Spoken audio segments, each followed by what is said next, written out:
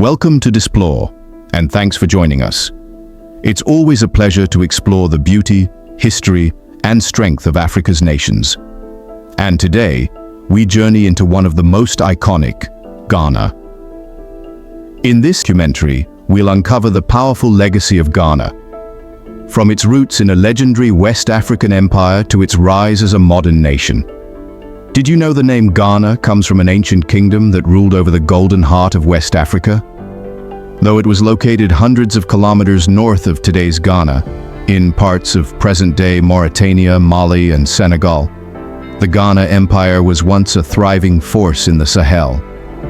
Its wealth was built on gold and salt, and its legacy laid the foundation for future giants like the Mali and Songhai empires. But by the 11th century, Ghana's power began to fade after invasions by the Almoravids and internal decline. Centuries later, far to the south, another powerful force would rise, fueled by gold, trade, and eventually resistance to European colonizers. That story begins in the 15th century, when Portuguese explorers arrived on the coast and built Elmina Castle. Soon after, other European powers joined the race for West African riches, and the region became known as the Gold Coast. Over time, powerful African states like Akwamu and later the Ashanti Empire emerged, dominating trade and controlling vast territories. The Ashanti, led by kings known as the Asantehene, built a mighty kingdom centered in Kumasi, exchanging gold and slaves for European weapons and goods.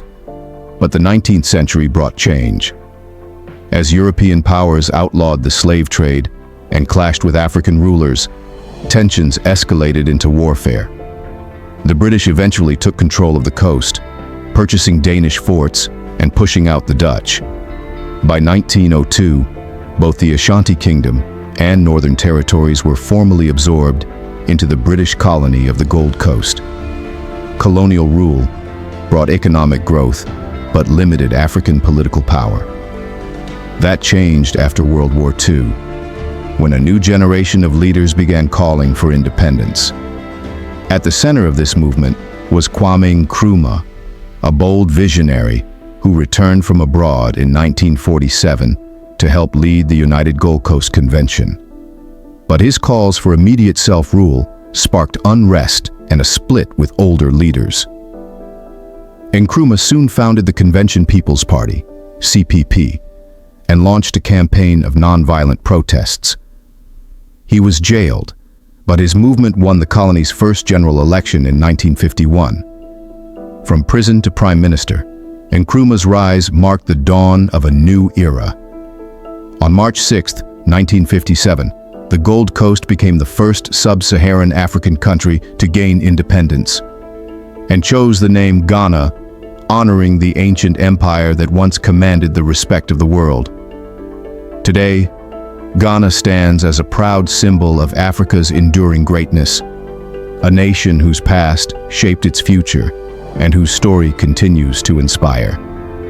If you're new here, don't forget to subscribe and turn on notifications so you never miss a journey into Africa's rich and powerful history